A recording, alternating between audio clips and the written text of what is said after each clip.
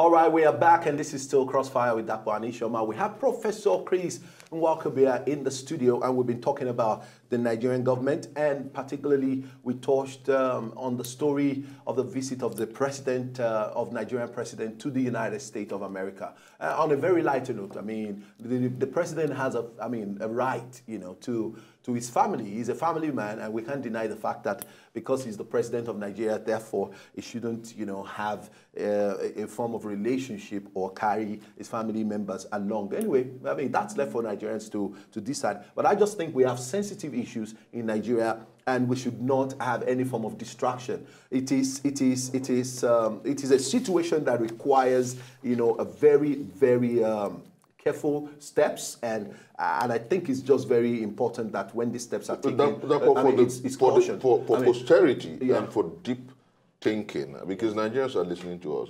Can we just look at this? Is the First Lady recognized by the Constitution? Is she an office holder under our Constitution? No. If Mr. President had traveled with the First Lady, would it have raised any hoopla? No. Yeah, so why is can we go on to some of that? So, I mean, can we go on to but he some went of with his son anyway. Oh, he didn't go with his wife. leave his son alone. Nobody will raise any Leave issue his son alone. Let's move this country forward. If he had gone with Aisha, nobody would have raised any issue. But going with his son, but does it matter? Anyway, let's talk about something. And then now, I mean, there's a promise. It is very obvious that public office holders in Nigeria have looted our Commonwealth. It is not any news story, that we have lost a lot of money, and this money needs to be brought back into, into the Nigerian economy so that we can have enough money, to begin to work with. Don't forget that the bailout fund has not been released even up till now. If we have all of these stolen monies coming back into our, into our Commonwealth, definitely we have succor for a couple of issues that are pending that the president wants to address immediately. Unpaid workers' salaries is been looming. It's something that has been on, for quite a while. But the point here is that the American government is promising us that they will help us in the recovery process, and I'm beginning to look at it. How do you think this is going to be done when we know the people who actually occupied those offices and what they did? And they are still here. Many of them are still here. It's not that all of them are, they are out of the country. I'm just looking at what exactly is the position of America trying to recover when we actually know all our public office holders and people who likely have looted our Commonwealth. Please, before you answer the question. All right, let's take this call. Good morning, Usman. Good morning, Banjo. Good morning. Good morning. How are you? And good morning, Prof. Good morning, sir. Prof, I'm really enjoying your calmness. I like that. And don't let Mr. Banjo to pressurize me. He's the one harassing me on the show. I don't know what they're talking about. So, concerning the president traveling to U.S., I don't have a problem with that. I don't have a problem with Mr. President going to America. In solving our problem, if that would put an end to Boko Haram crisis, I really pray they come out with a good recommendation. Yeah. Because some days before he left to America, he appointed his CSO. What are they called? The chief security officers, and the minimum Nigerian Army, Chief Army Defense, or what is it called? Sorry. Just go ahead. Just go on. So he must have gotten some of his intelligence that he needs before he goes to America. Mm-hmm. He didn't dismiss them before traveling. Immediately he came into power. He collected a lot of information from them before dismissing them. Now going to America in order to get some information from America. Remember, they came into Nigeria during Jonathan regime, and they said Nigerian military are corrupt. We didn't say anything concerning that. And the man is going over there to tackle the problem. Are we now saying, okay, Nigeria is bigger than America to solve their problem?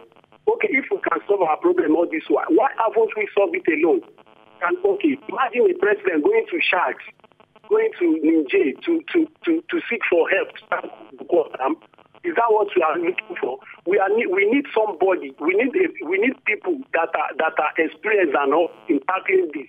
And they are saying they are not coming here to tackle it for us. They are saying Nigeria will tackle it by themselves. So again, I'm not against him going with his son. He needs his family.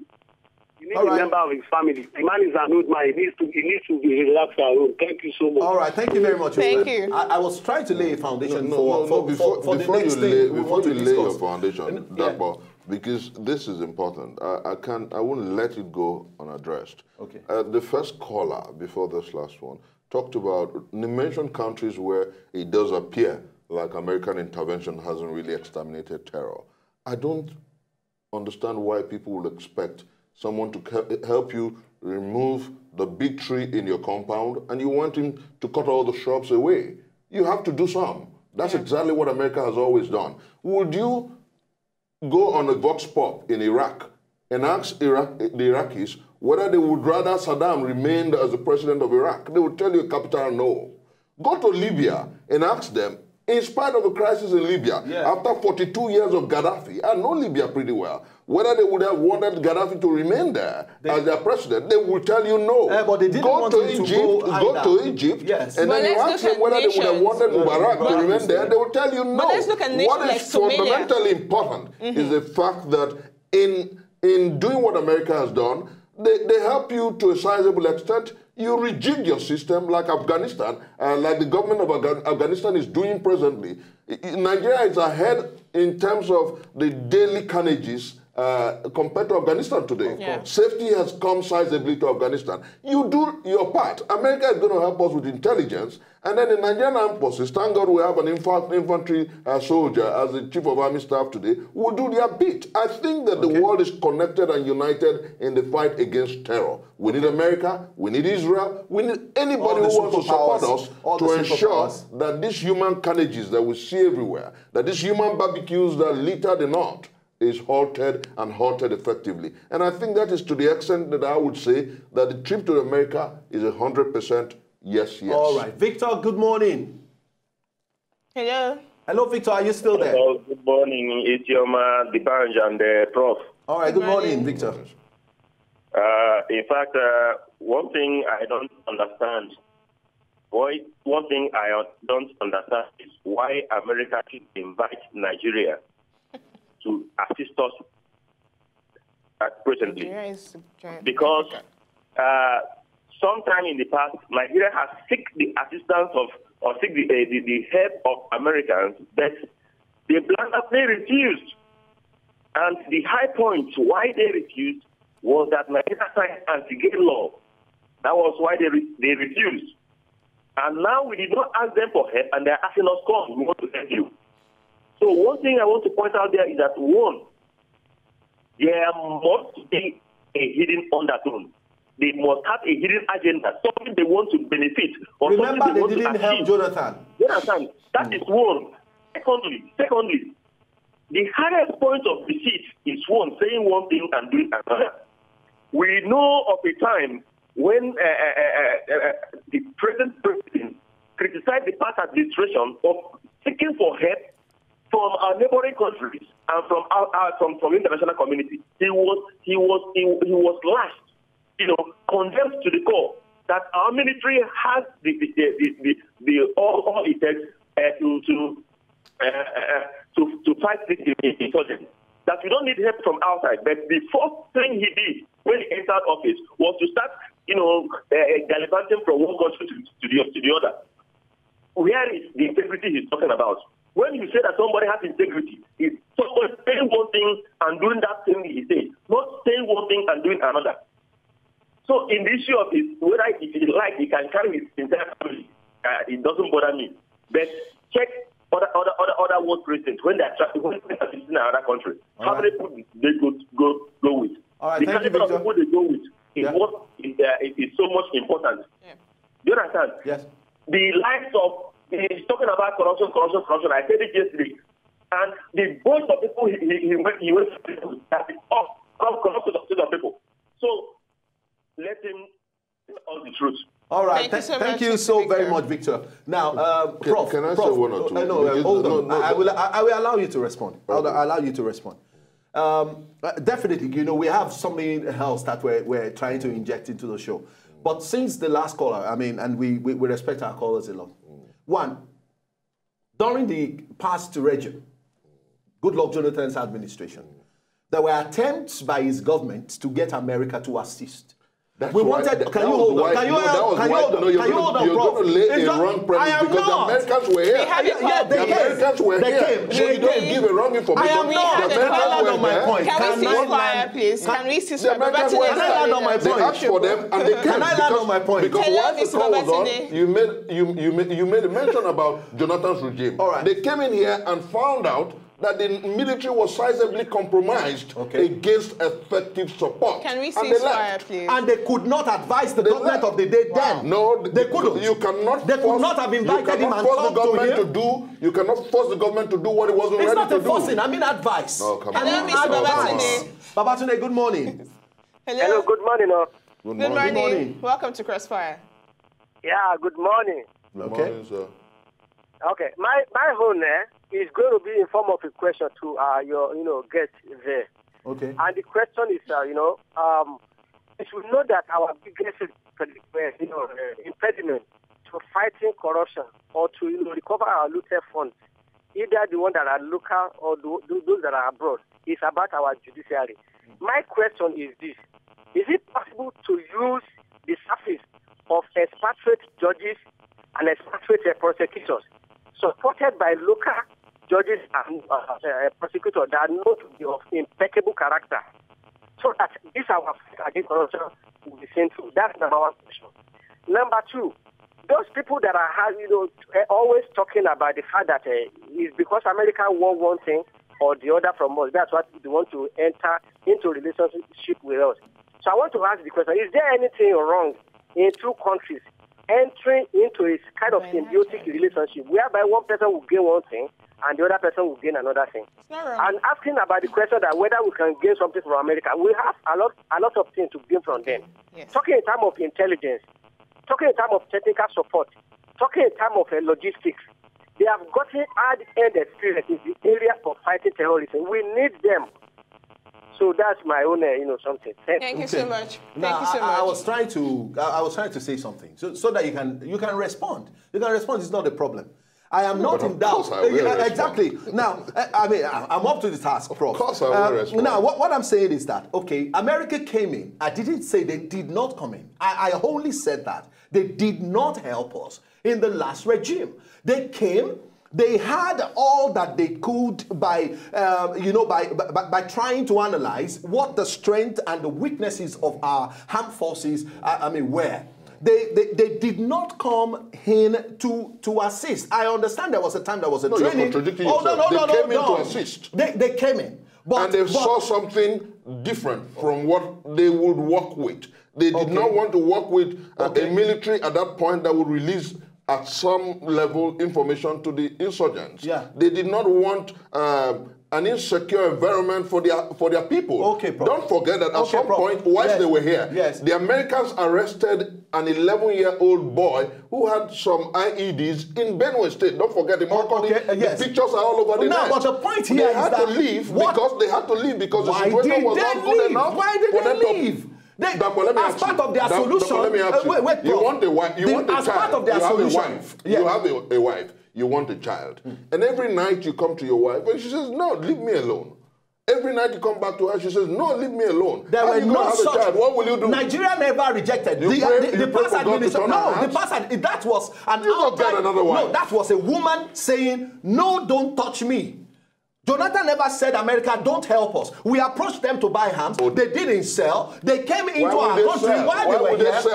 Hold on. While they were here, they discovered... Your soldiers at home were running away from battlefronts because they suspected that their senior hierarchy had compromised information. Why would they support you? Will I walk into your house when I know that every night you sleep with snakes in the house? Let me tell you something. Do you know that by today, if they have stayed, now the situation is different. Hold on. Now the situation is different. Now there's credible leadership. Okay. Now there's a president with integrity. Now there's an armed forces that is being rejigged for success and for professionalism. It is just a rejigging. What has changed in the force? want to work. Bro, what has changed in the force? A lot. Okay. What changed? Leadership. Is Minima still there? Leadership. Oh, come on. That's just a week ago. The armed forces is about hierarchy. It's leadership. Oh, so because the service chiefs changed, obey orders without protest. That's the armed forces. And so now we have a new dispensation. No, I'm surprised. Now we have a new regime. No. See, Americans trust this dispensation and they're ready to work with this dispensation. So you're saying, I need to also ask this question. I need to also ask this crucial question. I think a vested interest, and it is selfish. It's for a selfish reason. It is selfish. Vested interest? Yes, it is selfish. Vested interest? Americans want to work with Buhari. Vested interest? And Nigeria wants support. Vested interest? Everything about life is about interest. And I do sincerely think that there is something you call selfish interest. No, maybe not mutual. It can be selfish. But being practical here. It can be selfish. But being practical here, I think I completely like what's happening now, because the truth is America are also facing the scourge of terror. Look at ISIS also. And mind you, Boko Haram also are trying to form an alliance with ISIS. So this has become my problem is that they have done that already. But the truth is, you know my problem? My problem with the US. ISIS. What you have ISIS is West ISIS in West Africa. You don't have but my problem with global Prof, my problem with US was that they came in, they saw beyond the problem they thought we had, and they ran away. No problem. I mean, it is a problem. It is a big problem. I cannot force you. They should have helped us when we most needed it, and that was during Goodluck Jonathan's administration. No, if the president was not ready to be helped, that's not an issue. Then I will not help you. Jonathan would never have resisted help from the United States. He never would have resisted help. Now we have a president he never would have resisted. He was helpless. At this point in time, you're now saying that the Nigerian military has been rid of those negative tendencies. It's not possible. In 1 week. Is that what you're saying? Is that what you're saying? Is that what you're saying? That's why America agreed to help us now. Okay. The emphasis is about hierarchy and top to bottom is a pyramid. And so what we have now is a new armed forces, whether you like it or not. What we have now is an armed forces that's ready to do war and do war effectively. What we have now is a new dispensation, and the Americans can trust it with their intelligence. That's exactly what we have now. And I believe that God on the side of this regime, God on the side of the Nigerian armed forces, God on the side of Mr. President, we will collectively subdue and subsume terror. And God on the side of Crossfire team, we will make sure that the right information gets to our listeners and our viewers across Nigeria and even beyond. Let's go on this short break. No, I mean, I have said everything I have said so far on this show without prejudice. Jonathan didn't want help. He wanted help. He needed, he was even help. All right, welcome back, and this is Crossfire with Dakwa Anishoma. We have Professor Chris Nwokubia in the studio, and we have been talking about Nigeria, its policies, as a polity, and the politics, and virtually everything involved in just ensuring that our country, Nigeria, survives all these hordes. Because eventually, the interest of Nigeria is greater than anybody's interest. Absolutely. Including the president's interest. Country first. You know, and all of that. Now, let's quickly, I was trying to say something about this trip, and it's just a dimension I'm introducing, you know, going forward from tomorrow. I mean, we'll be addressing it in full.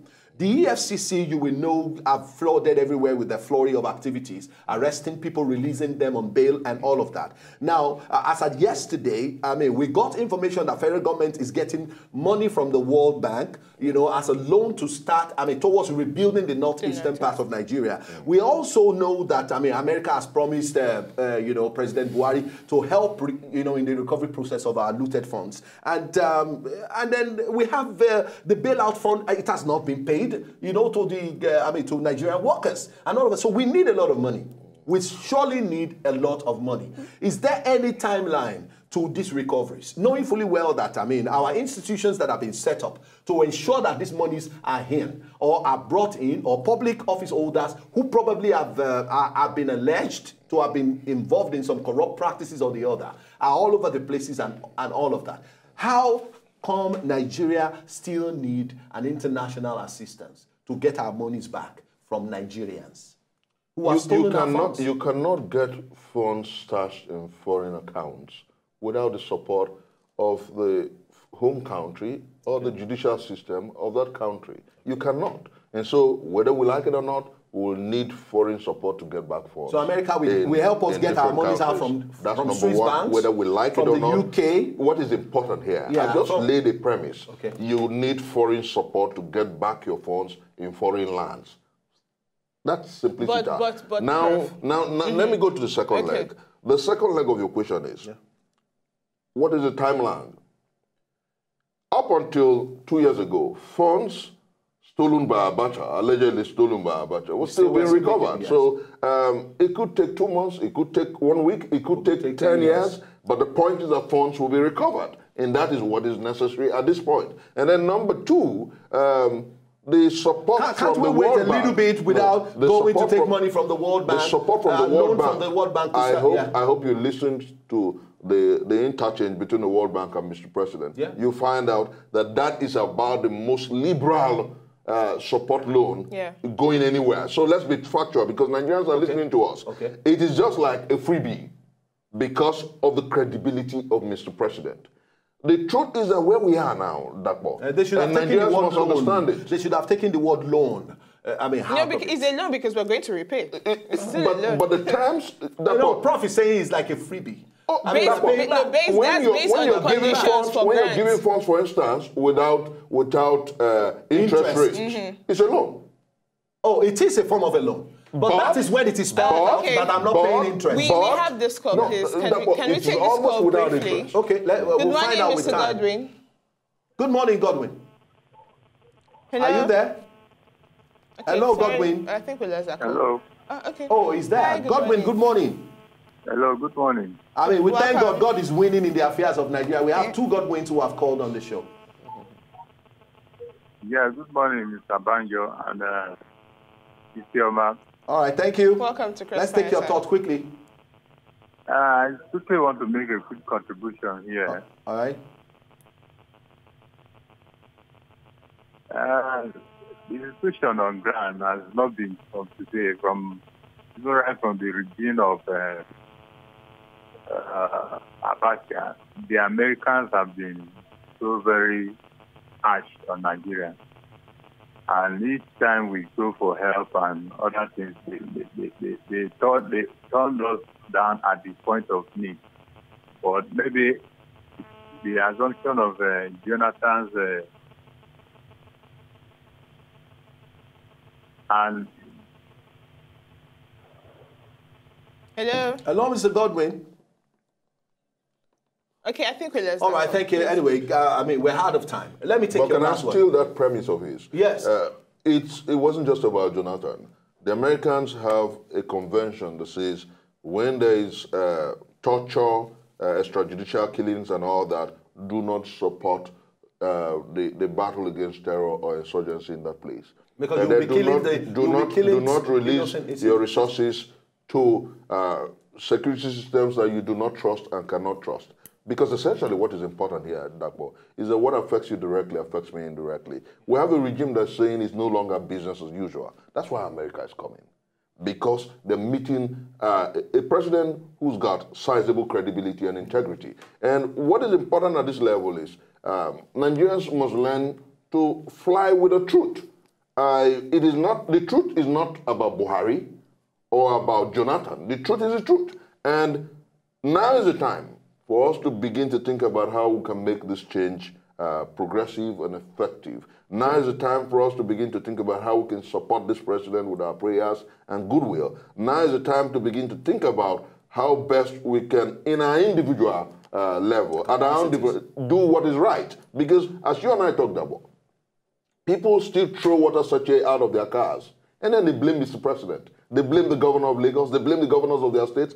I think that we owe governance our own. I've always said that what runs leadership is a duality, the led and the leader.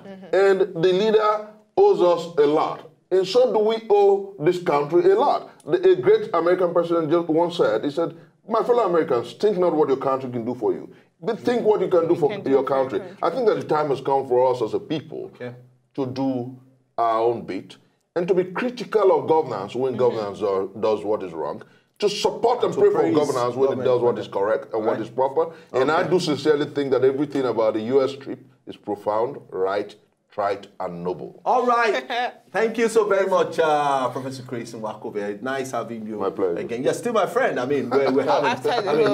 exactly. Nice. Anyway, this is how far we can go on the show today. We'll be back tomorrow for another very interesting episode. Do join us. And say no to violence. God bless you.